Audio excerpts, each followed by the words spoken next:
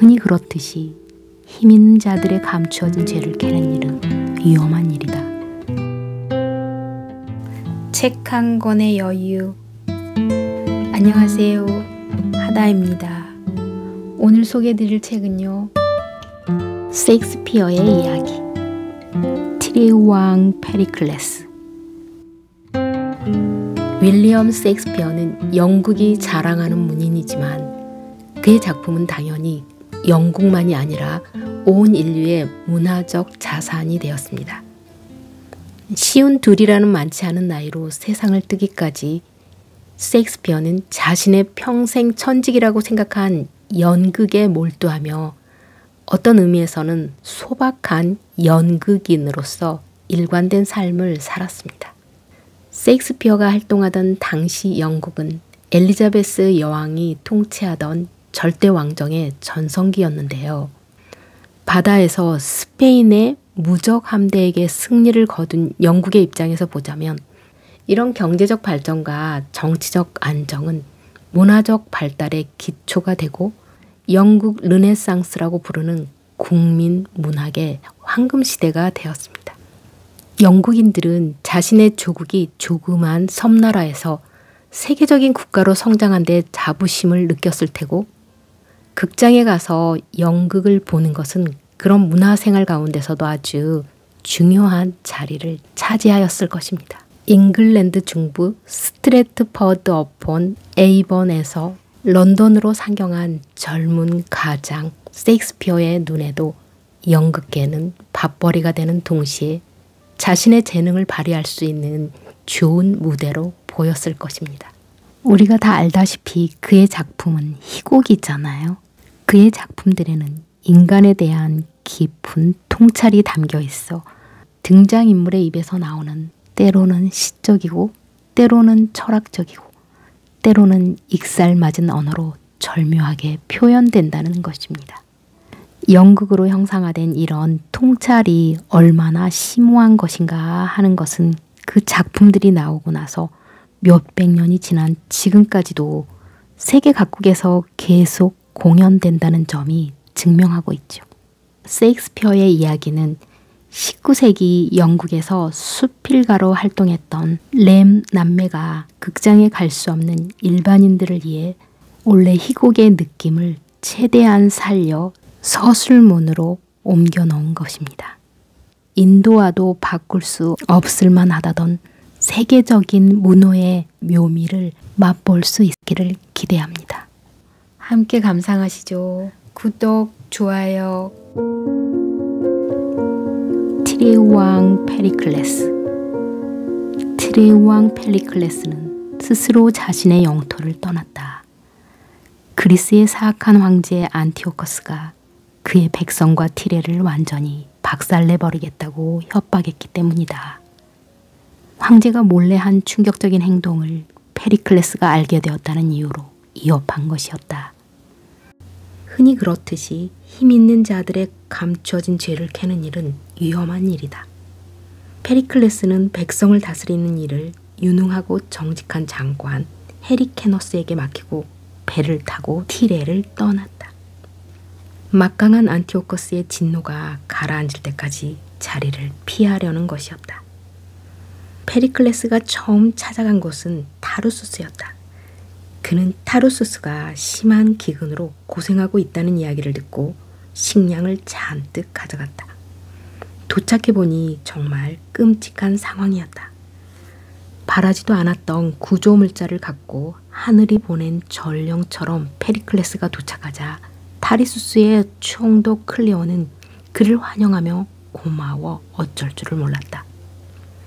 그런데 페리클레스가 그곳에 머문 지 며칠 지나지 않았을 무렵 충실한 장관 헤리켈러스가 편지를 보내 타르수스에 머무르는 것은 안전하지 않다고 주의를 주었다.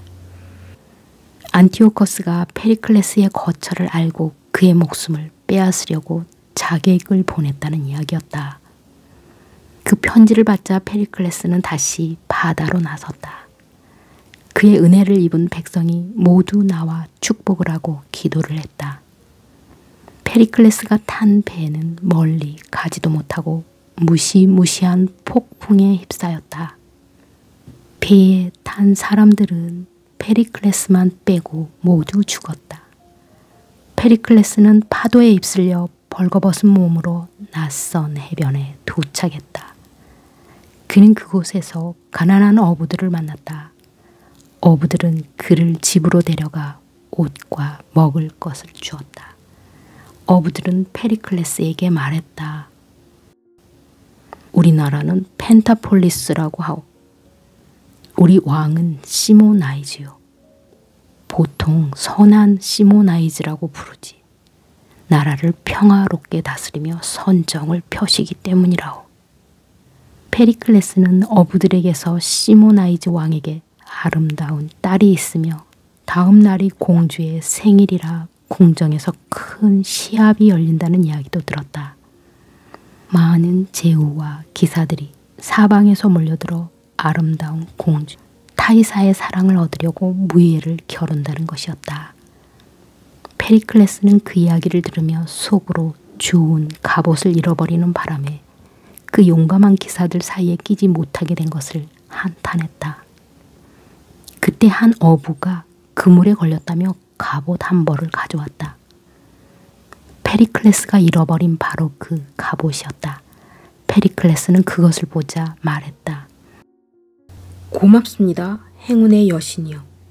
나에게 많은 시련을 주시더니 이제 이렇게 작으나마 나 자신을 회복할 수 있는 기회도 주시는군요. 이 갑옷은 돌아가신 아버지가 물려주신 것으로 아버지를 사랑하는 마음 때문에 어디를 가나 늘 곁에 두었던 겁니다. 그러다 거친 바다에서 나를 떠났는데 바다가 이렇게 잠잠해지니 나에게 다시 돌아왔군요. 이렇게 아버지의 유품을 다시 찾게 되었으니 감사를 드립니다. 배가 난파하는 것도 불행만은 아니었나 봅니다. 다음날 페리클레스는 용감했던 아버지의 갑옷을 입고 시모나이즈의 왕궁으로 갔다. 페리클레스는 시합에서 놀라운 솜씨를 발휘하여 타이사의 사랑을 얻는 명예를 위해 나섰던 모든 용감한 기사와 욕망한 제후들을 쉽게 물리쳤다. 궁정 시합에서 공주의 사랑을 놓고 용맹한 전사들이 경쟁할 경우 한 사람이 다른 모든 사람을 제치고 유일한 승자가 되면 공주는 승자에게 최대한 경의를 표하는 것이 보통이었다. 타이사도 이런 관습을 지켰다. 그녀는 페리클레스가 물리친 제후와 기사들을 모두 내보내고 승자에게 승리의 화환을 씌워주며 특별한 호의와 존경의 눈길로 그를 바라보았다. 이날의 행복으로 따지면 페리클레스가 왕이나 다름없었다. 페리클레스는 처음 본 순간부터 이 눈부시게 아름다운 공주를 열렬히 사랑하게 되었다. 선한 시모나이즈도 페리클레스의 용맹과 고귀한 자질이 마음에 들었다. 실제로 페리클레스는 기회를 갖춘 훌륭한 신사로서 모든 방면에 뛰어났다. 그래서 시모나이즈는 이 왕족 출신 나그네의 진짜 신분을 몰랐음에도 딸의 애정이 이 용맹한 사나이에게 단단하게 박힌 것을 보자 주저하지 않고 그를 사위로 삼았다. 페리클레스는 결혼하고 나서 몇 달이 지나지 않아 자신의 원수 안티오커스가 죽었다는 정보를 들었다. 그뿐만 아니라 티레의 신민들이 페리클레스가 자리를 오래 비운 것을 견디기 힘들었는지 반란을 일으킬 것 같은 분위기이며 헤리케네스를 빈 왕자에 앉히겠다는 이야기들이 오가고 있다고 했다. 이런 소식을 전한 사람은 다름 아닌 헤리케네스 자신이었다. 그는 왕의 충성스러운 신하였기 때문에 자신에게 주어진 높은 자리를 마다하고 페리클레스에게 사람들의 의도를 알리면서 어서 돌아와 정당한 권리를 다시 행사하라고 말했다. 이것은 시모나이즈에게는 놀랍고도 기쁜 일이었다. 자신의 사이였던 무명의 기사가 티레의 유명한 군주라는 사실을 알게 되었으니 말이다. 그러면서도 그가 마냥 미미한 신사가 아니라는 사실이 아쉽기도 했다. 이제 존경하는 사위와 사랑하는 딸을 떠나보내야 했기 때문이다. 시몬 아이즈는 두 사람을 위험한 바다에 맡기는 것이 두려웠다. 타이사는 홀몸이 아니었다. 페리클레스도 아내가 몸을 풀 때까지만이라도 장인과 함께 있기를 바랐다. 그러나 타이사 자신이 함께 가기를 간절히 바랐기 때문에 마침내 동의할 수밖에 없었다. 티레에 도착하기 전에 아기가 나오지 않기만 바랄 뿐이었다. 그러나 바다는 불행한 페리클레스의 친구가 아니었다. 티레를 한참 앞두고 다시 무시무시한 태풍이 몰려온 것이다. 타이사는 너무 겁이 나 병이 들고 말았다. 곧 타이사의 유모 라이콜이다가 갓난아기를 품에 안고 페리클레스에게 달려와 아내가 아기를 낳자마자 죽고 말았다는 슬픈 소식을 전했다. 라이콜이다는 아기를 아버지에게 내밀며 말했다. 이런 곳에 계시기에는 너무 어리시네요. 돌아가신 왕비의 자식입니다. 아내가 죽었다는 소식을 들었을 때 페리클레스가 얼마나 큰 고통을 겪었는지는 말로 표현할 수가 없다. 그는 말문이 트이자 말했다. 오, 신들이여, 어찌하여 당신들이 준 선물을 사랑하게 하셨다가 그 선물을 도로 낚아채 간단 말입니까? 인내하십시오, 전하. 라이콜이다가 말했다. 우리 돌아가신 왕비님이 남기신 유일한 혈육, 귀여운 따님이 여기 있습니다. 따님을 위해서라도 담대하십시오. 인내하십시오, 전하. 이 귀중한 아기를 봐서라도 인내하셔야 합니다. 페리클레스는 갓난아기를 품에 안고 아기에게 말했다. 네 인생이 평탄하기를 비노라. 세상에 너만큼 사나운 곳에서 태어난 아기가 또 어디 있겠느냐. 네 앞길이 순조롭고 부드럽기를 비노라. 군주의 자식 가운데 너처럼 무례한 환영 인사를 받은 아기가 또 어디 있겠느냐. 네 인생이 행복하기를 비노라. 네가 자궁에서 나온다는 것을 알리려고 물, 공기, 불, 땅, 하늘이 미친 듯이 울부짖지 않았느냐. 이제 막 태어났는데 네가 이미 입은 손실이 네가 앞으로 지상에서 찾게 될 모든 기쁨보다 크구나. 그 모든 기쁨으로도 지울 수 없을 만큼 크구나. 마지막 말은 물론 아기가 태어나자마자 어머니를 잃은 사실을 가리키는 것이었다. 폭풍우는 여전히 사납게 불어댔다. 뱃사람들은 배에 주검이 있으면 폭풍이 그치지 않는다는 미신을 갖고 있었다. 그래서 페리클레스에게 와서 왕비의 시신을 뱃전 너머로 던지라고 다그쳤다. 용기를 내십시오, 전하. 신께서 구해주시기를. 슬픔에 젖은 왕은 말했다. 용기야 얼마든지 있다. 나는 폭풍이 두렵지 않다. 나는 이미 폭풍 때문에 최악의 일을 당한 사람이다.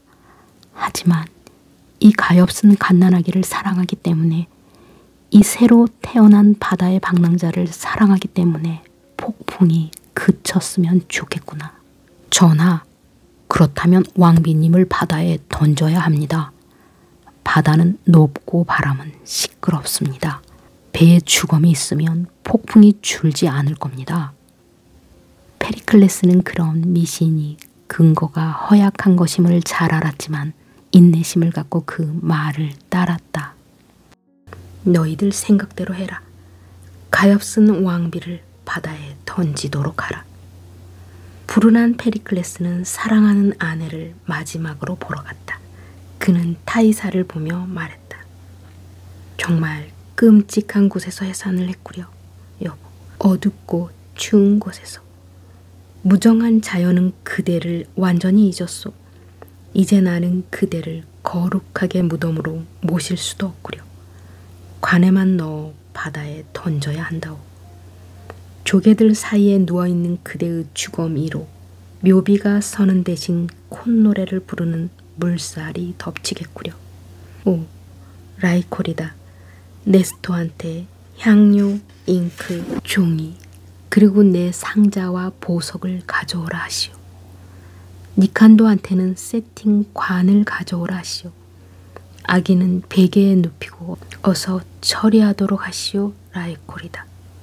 나는 타이사에게 작별 기도를 하겠소. 그들은 페리클레스에게 커다란 상자를 가져왔다. 페리클레스는 왕비를 세틴 수의에 싸서 상자에 넣고 몸에 달콤한 냄새가 나는 향료를 뿌렸다. 그 옆에는 보석을 넣었다. 그리고 종이에 아내가 누구인지 밝히고 아내의 주검이 담긴 상자를 발견한 사람에게 장례를 치루어 달라고 부탁했다. 페리클레스는 자신의 손으로 상자를 바다에 던졌다. 폭풍이 멈추자 페리클레스는 뱃사람들에게 타르수스로 가라고 명령했다. 티레까지 가는 동안 아기가 버티지 못할 것이다. 타르수스에 가서 잘 보살펴 달라고 맡겨야겠다. 타이사를 바다에 던져버린 거친 밤이 지나고 이른 새벽이 찾아왔다. 훌륭한 신사이자 뛰어난 의사였던 에페수스의 세리몬이 바닷가에 서 있는데 하인들이 파도에 밀려온 상자 하나를 가져왔다. 한 하인이 말했다. 세상에, 그럼 큰 파도는 처음 보았습니다. 이 상자가 우리 해안까지 밀려올 정도였으니까요. 세리몬은 상자를 집으로 갖다 놓으라고 명령했다. 그는 상자를 열었을 때 젊고 아리따운 여인이 안에 든 것을 보고 깜짝 놀랐다. 향기로운 향료와 보석이 가득 담긴 상자를 보자 이상하게 장사를 지낸 이 여인이 지체 높은 사람이 틀림없다는 것을 알 수 있었다. 세리몬은 더 뒤지다가 종이를 발견했다. 그 종이에 적힌 글을 보고 그는 자기 눈앞에 누워있는 주검이 왕비, 그러니까 티레의 왕 페리클레스의 부인임을 알았다. 세리몬은 이 이상한 일에 놀라기도 하고 이런 아름다운 부인을 잃은 남편이 가엾기도 하여 중얼거렸다. 페리클레스, 당신이 살아있다면 당신 가슴은 슬픔으로 무너졌겠군요. 세리몬은 타이사의 얼굴을 주의 깊게 살펴보다가 그녀의 얼굴이 죽은 사람 같지 않게 생기가 돈다는 것을 알았다. 당신을 바다에 던진 것은 너무 성급한 일이었던 것 같군요. 세리몬은 그녀가 죽지 않았다고 생각했다. 그래서 불을 피우고 적당한 강심제를 가져오게 하고는 그녀가 살아날 경우 놀란 마음을 가라앉혀 주려고 부드러운 음악을 연주하라고 명령했다. 세리몬은 놀라서 그녀를 둘러싼 사람들에게 말했다. 자, 여러분, 이분에게 공기를 충분히 줍시다. 왕비는 살아날 겁니다. 정신을 잃은 지 5시간도 지나지 않았습니다. 보십시오. 벌써 생명이 피어나고 있지 않습니까? 이분은 살아있습니다. 보십시오. 눈꺼풀이 움직이지 않습니까? 이 아름다운 분이 살아나서 자신의 운명을 이야기해주면 우리는 눈물을 흘릴 겁니다. 타이사는 죽은 것이 아니었다. 아기를 낳은 뒤에 까무러쳐 버린 것이었다. 사람들은 그것을 보고 그녀가 죽었다고 지레짐작해 버렸다. 이제 이 친절한 신사가 돌봐주자 타이사는 다시 빛과 생명을 얻었다. 타이사는 눈을 뜨자 말했다. 내가 어디에 있는 거죠? 남편은 어디 있나요? 여기가 어떤 세상이죠? 세리몬은 차근차근 그녀에게 일어난 일을 설명했다. 세리몬은 그녀가 어느 정도 기운을 회복했다고 생각하자 그녀의 남편이 쓴 편지와 보석을 보여주었다. 타이사는 편지를 보고 말했다. 이건 제 남편 글씨로군요. 배를 타고 바다에 나갔다는 것은 분명하게 기억나요. 하지만 거기서 아기를 낳았는지는 정말이지 잘 모르겠어요. 어쨌든 이제 남편을 다시 볼 수 없게 되었으니 나는 신녀의 옷을 입고 살면서 어떤 기쁨도 누리지 않겠어요. 세리몬이 말을 받았다. 부인이 정 그러하시다면 다이아나의 신전이 이곳에서 멀지 않습니다. 그곳에서 정결한 신녀로 사실 수 있습니다. 또 괜찮으시다면 제 조카 하나를 보내 시중을 들도록 하겠습니다. 타이사는 고맙다며 그 제안을 받아들였다. 그녀가 완전히 회복되자 세리모는 그녀를 다이아나의 신전으로 데려갔다. 타이사는 그곳에서 여신의 신녀, 그러니까 여사제가 되어 매일 바다에서 잃어버린 남편을 애도하며 그 시대와 장소에 어울리는 가장 경건한 생활을 했다. 페리클레스는 어린 딸에게 바다에서 태어났다는 뜻으로 마리나라는 이름을 지어주었다. 그는 딸을 타르수스로 데려갔다. 그곳의 총독인 클리온과 그의 부인 디오니시아에게 맡길 작정이었다. 그들이 기근을 당했을 때 자신이 은혜를 베풀었으므로 이 어머니 없는 어린 딸을 그들이 잘 돌보아 줄 것이라고 생각했다. 클리오는 페리클레스를 만나 그가 어떤 일을 당했는지를 듣자 이렇게 말했다. 아, 하늘이 원하셨다면 그 아름다운 왕비를 이곳으로 이끄셔서 제 눈으로 직접 뵐 기회를 주셨을 텐데. 그러자 페리클레스가 말했다. 우리 위에 있는 권세들에 복종해야지 어쩌겠소. 타이사가 누워있는 바다처럼 분노하여 고함을 지른다 한들 끝은 지금과 같을 거요. 나의 귀여운 아기 마리나가 여기 있소. 이 아이를 부탁하오. 이 갓난 것을 맡아서 훌륭하게 키워주시면 고맙겠소. 페리클레스는 클리온의 부인 디오니시아를 돌아보며 말했다. 부인, 내게 은혜를 베풀어 내 아이를 키워주십시오. 디오니시아가 말했다. 제게도 자식이 있지만 그 아이 못지않게 존중하고 귀하게 여기겠어요. 클리온도 약속을 했다. 페리클레스 왕, 이 아이를 보면서 전하께서 우리 온 백성에게 곡식을 베풀어 먹여주신 고귀한 일을 생각하겠습니다. 우리 백성은 매일 기도할 때마다 전하를 기억합니다. 혹시라도 제가 전하의 따님을 소홀히 한다면 전하께서 구해주신 우리 백성 전체가 저에게 의무를 이행하도록 강요할 것입니다. 하지만 누가 밀어서 어쩔 수 없이 그 의무를 이행한다면 세상이 끝날 때까지 신들이 저와 제 후손에게 복수하실 겁니다. 페리클레스는 그렇게 딸을 잘 돌보아 주겠다는 다짐을 받자 딸과 유모 라이코리다를 클리온과 디오니시아에게 남겨두고 떠났다. 마리나는 아무것도 몰랐지만 라이코리다는 슬피 울었다. 페리클레스가 말했다. 아, 울지 마시오, 라이코리다. 울지 마시오. 어린 여주인을 보살펴 주시오. 앞으로는 그 어린 여주인의 은혜에 의존하여 살아야 할 테니. 페리클레스는 티레에 무탈하게 도착하여 다시 무사히 왕자에 앉았다. 그리고 페리클레스가 죽었다고 생각하는 슬픈 왕비는 에페소스에 그대로 머물렀다. 이 불운한 어머니가 본 적도 없는 어린아기 마리나는 클리온이 고귀한 태생에 걸맞게 잘 키웠다. 클리온은 교육에 세심하게 관심을 기울였기 때문에 마리나가 14살이 되었을 때 당시 학문에서 가장 학식이 깊은 사람이라도 그녀를 따라올 수 없는 수준에 이르렀다. 마리나는 불멸의 존재처럼 노래를 불렀고 여신처럼 춤을 추었다. 바느질 솜씨 또한 능숙하여 새든 과일이든 꽃이든 자연에 있는 형상을 그대로 빚어내는 듯했다. 자연 속의 장미도 옆에 있는 다른 장미보다 외려 마리나의 비단꽃과 더 닮았다. 그러나 마리나가 교육을 받으며 이런 뛰어난 능력을 갖추어 사람들의 감탄을 자아내자 클리온의 부인 디오니시아는 질투심 때문에 그녀를 몹시 미워하게 되었다. 그녀 자신의 딸은 머리가 둔하여 마리나만큼 뛰어난 경지에 이를 수가 없었기 때문이다. 모든 칭찬이 마리나에게만 쏟아지고 같은 나이인 자신의 딸은 마리나와 똑같이 교육받아도 그런 성과를 내지 못해 비교와 무시를 당하자 결국 마리나를 없애버릴 궁리를 하기에 이르렀다.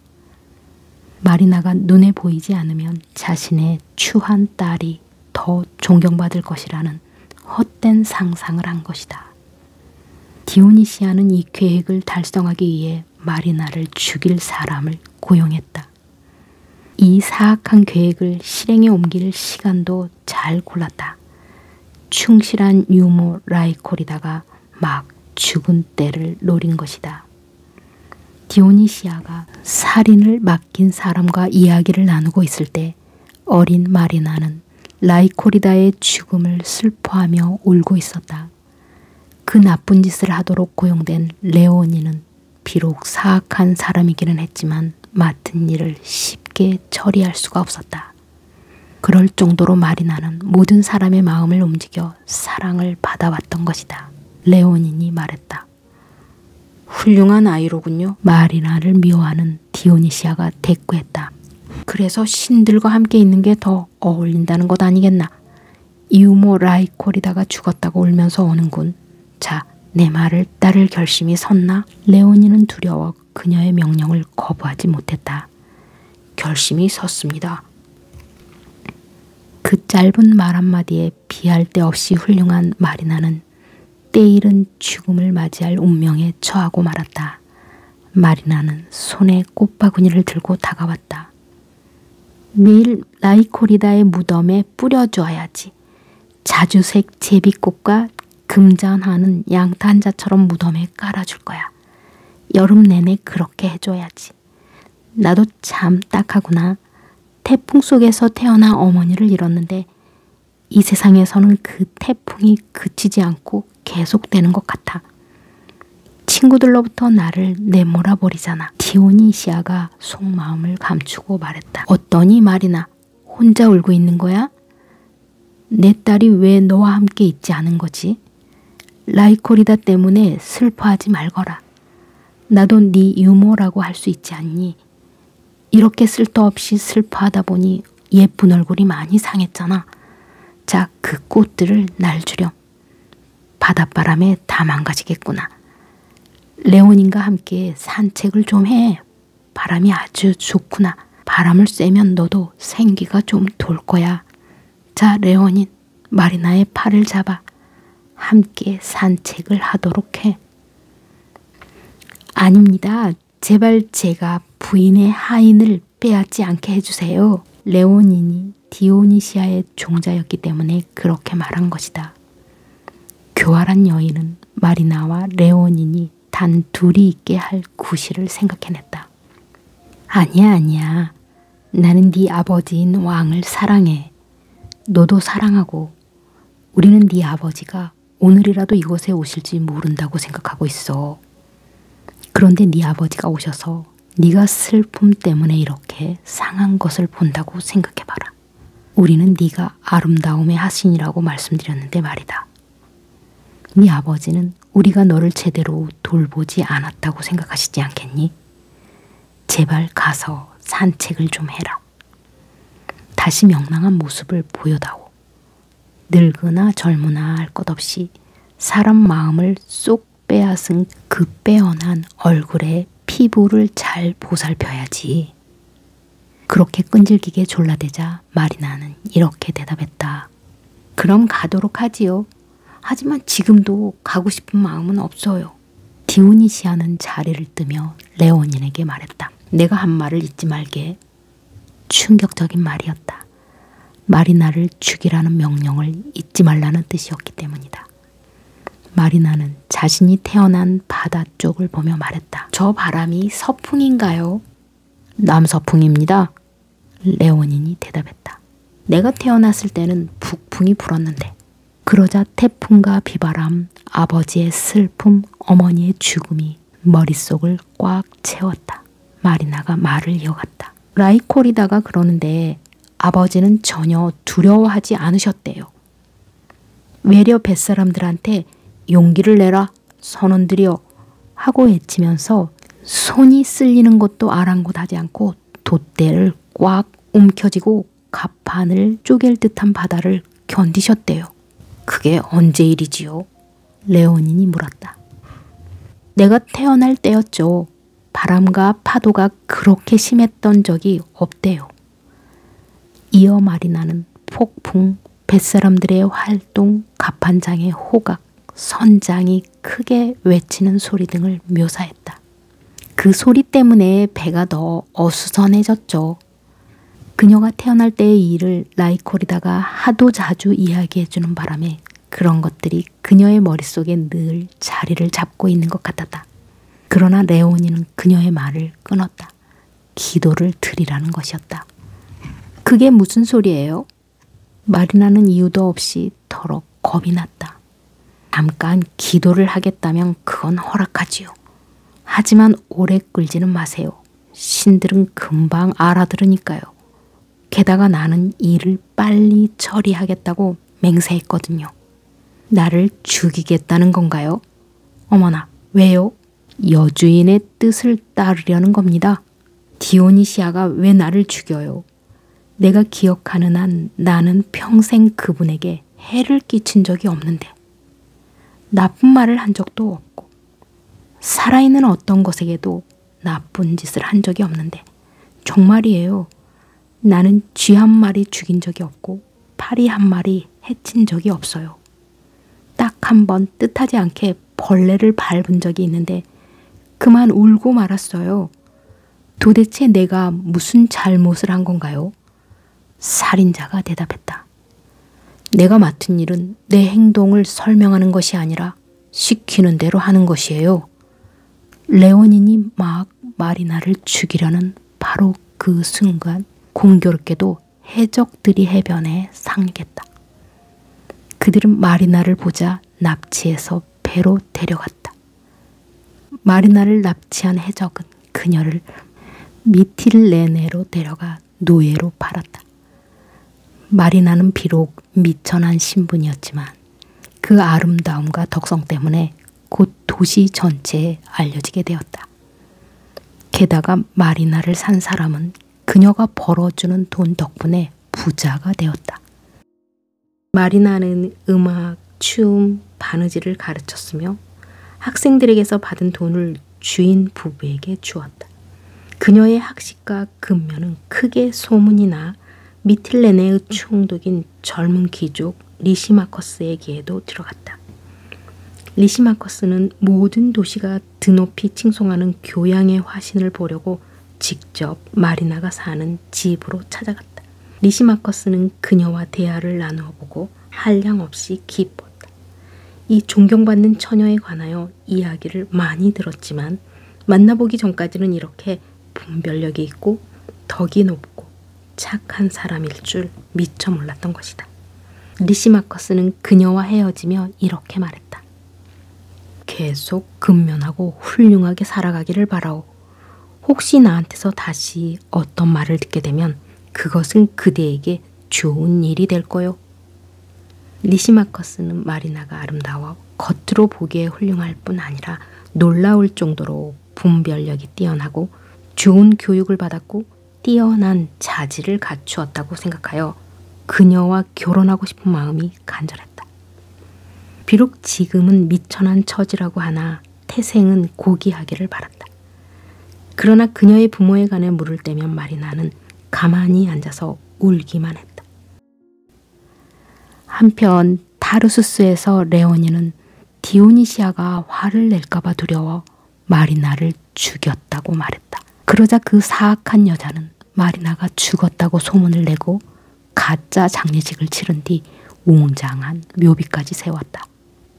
그 직후 페리클레스가 장관 헤리카노스와 함께 딸을 보려고 티레에서 타르수스로 배를 타고 갔다. 마리나를 고향으로 데려갈 생각이었다. 페리클레스는 딸을 갓난아기 때 클리온 부부에게 맡긴 뒤로 한 번도 보지 못했다. 그러니 이제 곧 죽은 아내가 낳은 자식을 본다는 생각에 얼마나 기뻤겠는가. 그런데 타르수스에서는 마리나가 죽었다며 그녀를 세운 묘비까지 보여주었으니 이 가엾은 아버지는 얼마나 가슴이 아팠겠는가. 페리클레스는 자신의 마지막 희망이자 사랑하는 타이사에 대한 기억을 되살려주는 유일한 자식이 무덤에 들어가 버린 땅을 더 보고 있을 수가 없어 배를 타고 서둘러 타르수스를 떠났다. 페리클레스는 배에 오르자마자 무겁고 칙칙한 우울증에 사로잡혔다. 그는 한마디도 하지 않았다. 아무 것에도 전혀 관심을 갖지 않았다. 배는 타루스스를 떠나 티레로 가는 길에 마리나가 사는 미틸레네를 지나갔다. 미틸레네의 총독 리시마커스는 해안에서 왕실의 배가 지나가는 것을 보고 누가 탔는지 알고 싶어 바지선을 타고 배의 옆으로 다가갔다. 헬리케너스는 리시마커스를 정중하게 맞이하여 배가 티레에서 왔으며 페리클레스 왕을 모시고 그곳으로 돌아가는 길이라고 말했다. 왕께서는 지금 석 달째 입을 다물고 먹을 것도 드시지 않습니다. 그냥 하염없이 슬퍼하고만 계십니다. 왜 슬퍼하시는지 다 말씀드리려면 끝도 없지만 어쨌든 가장 중요한 이유는 사랑하는 딸과 부인을 잃으신 겁니다. 리시마커스는 수심에 찬 왕을 만나게 해달라고 간청했다. 페리클레스를 보자 그가 한때는 잘생긴 사람이었음을 알 수 있었다. 리시마커스가 말했다. 안녕하십니까 전하. 신들의 가호가 있기를 빕니다. 전하 정말 반갑습니다. 그러나 소용없었다. 페리클레스는 아무런 대답도 하지 않았다. 낯선 사람이 다가왔다는 사실을 알지도 못하는 것 같았다. 그러자 리시마커스는 비할 바 없이 훌륭한 마리나가 떠올랐다. 혹시 그녀가 그 달콤한 혀를 움직인다면 이 입을 담은 왕으로부터 어떤 대답을 이끌어낼 수 있을지도 모른다고 생각했기 때문이다.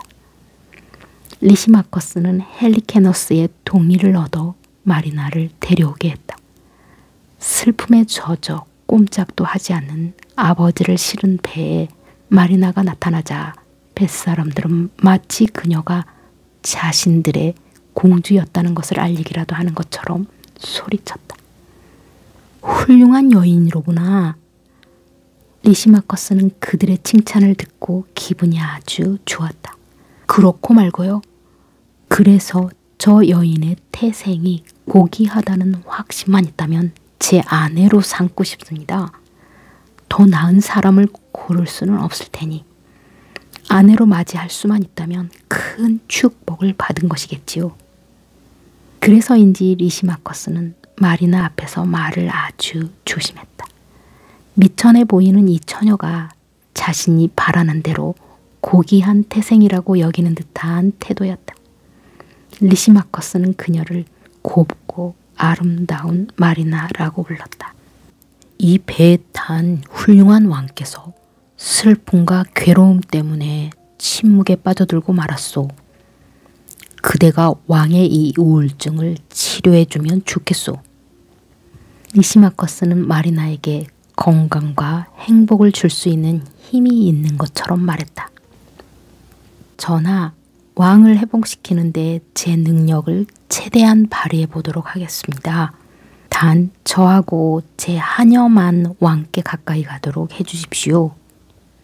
마리나는 미틸레네에 사는 동안 왕족이 노예로 전락했다고 말하는 것이 창피하여 자신의 출신을 철저하게 감추었다.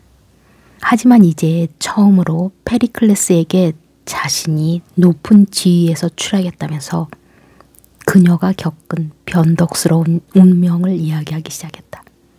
마리나는 마치 앞에 있는 사람이 자신의 아버지임을 알기라도 하는 것처럼 자신의 슬픈 이야기만 늘어놓았다. 마리나가 그렇게 한 것은 불행한 사람의 관심을 끌려면 그의 비길 만한 슬픈 일을 이야기하는 것보다 나은 것이 없음을 알았기 때문이다. 쭉 늘어져 있던 왕이 그녀의 달콤한 목소리에 정신을 차리기 시작했다. 왕은 오랫동안 한 곳에 고정된 채 꼼짝도 하지 않던 눈을 들어 올렸다. 어머니를 완벽하게 닮은 마리나가 눈에 보이자 페리클레스는 죽은 왕비를 보는 듯하여 깜짝 놀랐다. 오랫동안 입을 열지 않았던 왕이 마침내 힘없는 목소리로 말하기 시작했다. 내가 그토록 사랑하던 아내가 이 처녀처럼 생겼지. 그러니 내 딸도 아마 이 처녀처럼 생겼을 것이야. 반듯한 이마며 큰 키며 지팡이처럼 꼿꼿한 자세며 은방울 같은 목소리며 보석 같은 눈까지. 젊은 처녀여, 그대는 어디 사는가? 부모는 누구인가? 그대도 산전수전을 다 겪고 우리 둘의 이야기를 다 드러낸다 해도 그대의 슬픔이 내 슬픔보다 못하지는 않을 거라 생각하는 것 같은데. 네, 그런 말씀을 드렸습니다. 제가 생각하기에는 그럴 것 같아 말씀드린 것입니다. 그럼 어디 그대의 이야기를 해보거라. 만일 내가 겪은 일에 1000분의 1이라도 네가 겪었다는 것이 밝혀진다면 너는 남자처럼 슬픔을 견딘 것이고 나는 여자처럼 괴로워한 것이라고 하겠다. 하긴 너는 왕들의 무덤을 물끄러미 바라보며 최악의 사태 앞에서도 별것 아닌 일처럼 웃음 짓는 인내의 여신처럼 보이기는 하는구나. 그대는 이름이 무엇인가? 착한 처녀여. 어서 그대의 이야기를 해보아라. 자, 내 옆에 처녀가 자신의 이름이 마리나라고 이야기했을 때 페리클레스는 얼마나 놀랐을까? 페리클레스는 그것이 보통 이름이 아니라 자신의 딸이 바다에서 태어났음을 보여주기 위해 직접 지은 이름임을 누구보다 잘 알았기 때문이다. 아, 나는 조롱을 당하는 기분이다. 어떤 성난 신이 나를 세상의 웃음거리로 만들려고 너를 내게 보냈구나. 참고 들으십시오, 전하. 아니면 여기서 이야기를 그만두겠습니다. 그래, 내가 참으마. 하지만 네가 내 이름이 마리나라고 했을 때 내가 얼마나 놀랐는지 너는 모를 거다. 그 이름은 어느 정도 권력이 있었던 분, 즉 왕이셨던 제 아버지가 지어주신 것입니다. 뭐? 왕의 딸이라고? 게다가 이름이 마리나라고? 하지만 그대는 멀쩡하게 살아있는 사람이 아닌가? 그대는 요정인가? 말해보아라. 그대는 어디서 태어났는가? 어째서 이름이 마리나인가? 제 이름이 마리나인 것은 바다에서 태어났기 때문입니다. 제 어머니는 왕의 딸이었는데 저를 낳자마자 돌아가셨습니다. 제 유모 라이콜이다가 그 이야기를 해주며 자주 눈물을 흘렸지요. 왕이었던 제 아버지는 저를 타르수스에 맡기셨습니다. 그런데 그것을 다스리는 클리온의 잔인한 부인이 저를 죽이려 했지요. 하지만 해적 무리가 나타나 저를 구해서 여기 미틸레네로 데려왔습니다. 아니, 그런데 왜 우십니까? 혹시 제가 사기꾼이라고 생각하시나요? 하지만 정말이지 저는 페리클레스 왕의 딸입니다. 페리클레스 왕이 살아계시는지는 모르겠지만요. 페리클레스는 자신의 갑작스러운 기쁨이 오히려 두렵게 느껴졌다. 그는 이것이 현실이 아니라는 의심이 들었는지 큰 소리로 수행원들을 불렀다. 그들은 사랑하는 왕의 목소리가 들리자 기뻐서 얼른 달려왔다.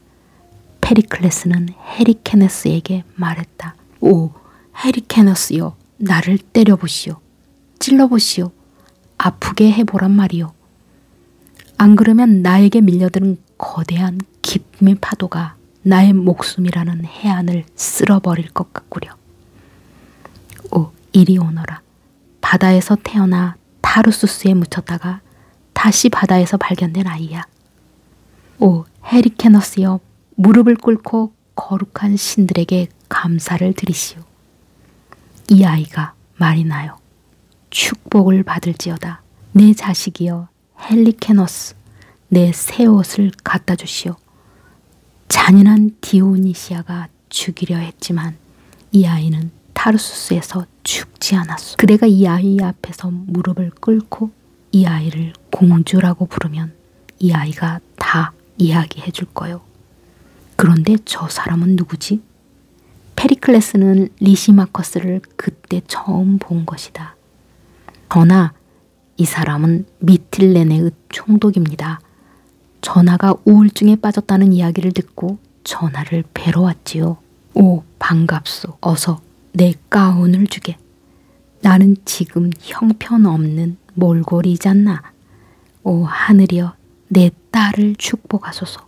쉿, 이게 무슨 음악이지?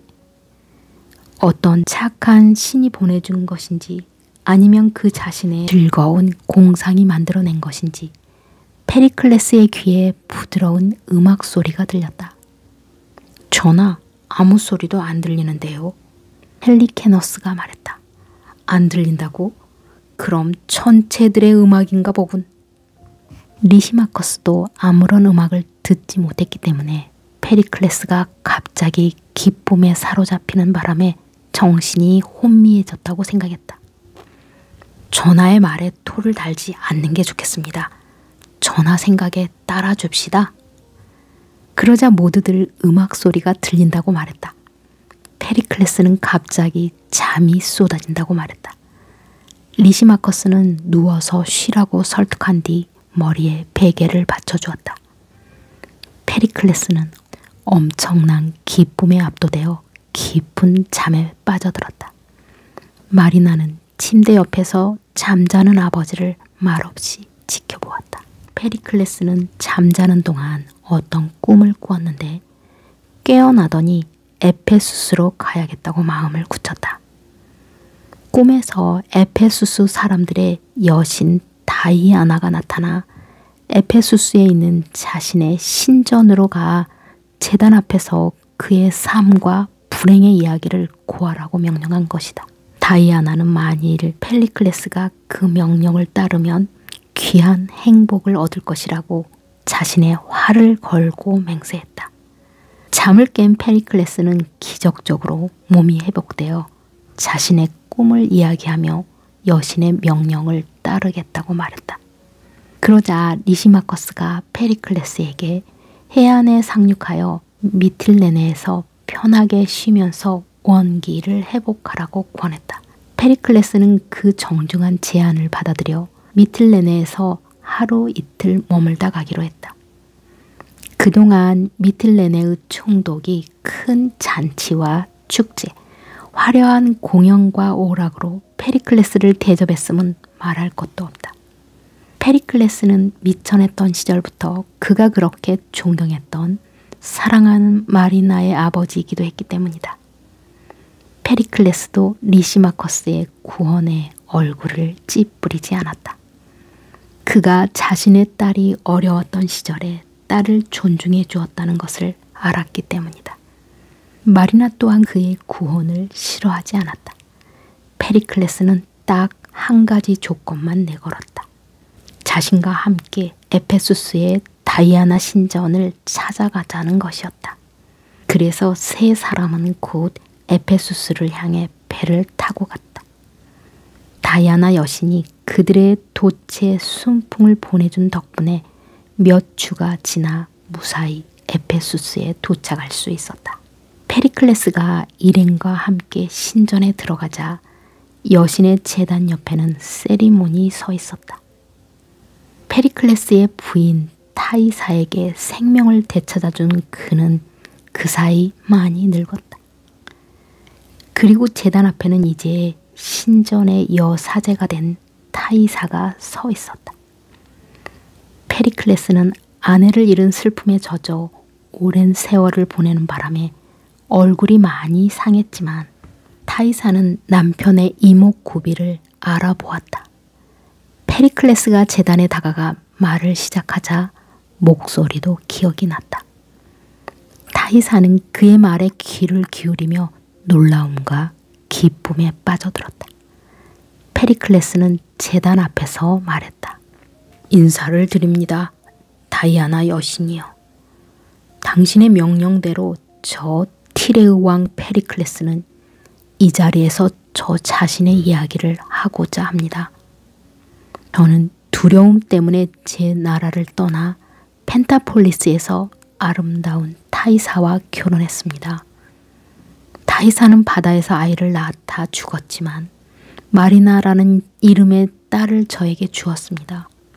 마리나는 타르수스에서 디오니시아의 손에 자랐지만 디오니시아는 아이가 14살 때 죽이려 했습니다. 그러나 마리나는 운이 좋아 미틸레네로 피신했습니다. 제가 우연히 미틀레네의 해안을 지나가는데 운이 좋아 마리나가 제 배에 타게 되었습니다. 그곳에서 마리나가 자신의 과거를 똑똑하게 기억한 덕분에 저는 마리나가 제 딸임을 알게 되었습니다. 타이사는 그 말을 듣고 밀려오는 기쁨을 견딜 수가 없어 소리를 질렀다. 당신은 오 페리클레스로군요. 타이사는 기절을 하고 말았다. 페리클레스가 말했다. 도대체 왜 이러는가? 이 여자가 죽었구나. 이보시오. 여기 좀 도와주시오. 세리몬이 말했다. 전하, 방금 다이아나의 재단에서 하신 말씀이 사실이라면 이분은 전하의 부인이십니다. 이보시오. 점잖은 신사가 왜 그런 말을 하시오. 그럴 수는 없어. 내가 이 두 팔로 아내를 바다에 던졌단 말이오. 그러자 세리몬은 어느 폭풍우가 몰아치던 날 아침 그 여인이 에페수스 해안으로 밀려온 이야기를 해주었다. 그가 관을 열었더니 그 안에 있는 많은 보석과 함께 편지가 있었다. 다행히도 그 여인을 살려낼 수 있어 이곳 다이아나의 신전에 데려다 주었다. 그때 정신을 차린 타이사가 말했다. 오, 당신은 페리클레스가 아닌가요? 말씀하시는 것도 똑같고 생긴 것도 똑같네요. 방금 폭풍, 출산, 죽음 이야기를 하지 않으셨던가요? 페리클레스는 깜짝 놀랐다. 죽은 타이사의 목소리다. 제가 타이사입니다. 죽은 줄 알고 당신이 바다에 던졌던 바로 그 타이사입니다. 가슴 속의 놀라움과 더불어 경건한 마음이 복받쳐 올라 페리클레스가 뜨거운 목소리로 외쳤다. 오, 진실한 다이아나요. 아, 이제 당신을 더 잘 알아보겠군요. 지금 손가락이 끼고 있는 반지는 우리가 펜타폴리스에서 눈물을 흘리며 왕이신 제 아버지와 헤어지던 날 아버지가 주신 것 아닌가요? 페리클레스가 외쳤다. 감사합니다, 신들이여. 지금 보여주시는 은혜로 제 과거의 슬픔은 모두 장난이 되었습니다. 오, 이리 오시오, 타이사. 이번에는 이 품 안에 묻히도록 하시오. 마리나가 말했다. 제 심장이 어머니의 가슴으로 가고 싶어 벅차게 뛰고 있어요. 그러자 페리클레스는 딸을 어머니에게 보여주며 말했다. 여기 누가 무릎을 꿇고 있는지 보구려. 그대의 살 중에 살이요. 그대가 바다에서 고생하며 낳은 딸이요. 바다에서 나와서 마리나라고 이름을 지었소. 축복받은 내 딸아. 타이사가 말했다. 타이사가 딸을 보고 환희에 차서 어쩔 줄 모르자 페리클레스가 제단 앞에 무릎을 꿇고 말했다. 순결한 다이아나여, 꿈에 나타나 저를 인도해 주신 것에 감사드립니다. 감사하는 뜻으로 매일 밤 당신에게 봉헌하겠습니다. 페리클레스는 타이사의 동의를 얻어 그들의 딸 마리나를 남편 자격을 훌륭하게 갖춘 니시마커스와 결혼시켰다. 이렇게 우리는 페리클레스, 그의 부인, 그의 딸의 예를 통해 아름다운 덕이 재난의 공격을 당하는 것은 하늘이 인간에게 인내와 지조를 가르치려고 묵인하기 때문에 벌어지는 일일 것이며 결국 하늘의 인도를 받아 마침내 덕이 승리한다는 것, 우연과 변화를 이겨낸다는 것을 알게 되었다. 헬리케너스에게서 우리는 놀라운 진실과 믿음과 의리를 보았다. 그는 왕위에 오를 기회가 있었음에도 다른 사람에게 해를 입히고 이득을 얻기보다는 정당한 소유자를 불러오는 쪽을 택했다. 타이사에게 생명을 찾아준 훌륭한 세리몬을 통해서는 지식으로 인도되는 선이 인류를 유익하게 한다는 점에서 신들의 본성과 비슷하다는 것을 알게 되었다. 이제 마지막으로 남은 이야기는 클리온의 사악한 부인 디오니시아가 그녀에게 잘 어울리는 종말을 맞이했다는 것뿐이다. 타르수스의 주민은 그녀가 마리나에게 잔인한 짓을 하려 했다는 것을 알게 되자 하나가 되어 자신들에게 도움을 주었던 사람의 딸의 원수를 갚기 위해 나섰다. 그들은 클리오네 궁에 불을 질렀고 결국 그 부부를 비롯한 가족 모두가 불에 타 죽었다. 비록 실행에 옮겨지지는 않았지만 그런 사악한 살인 기도가 그 잔혹성에 걸맞은 벌을 받은 것에 신들도 만족하는 것 같았다. 구독, 좋아요,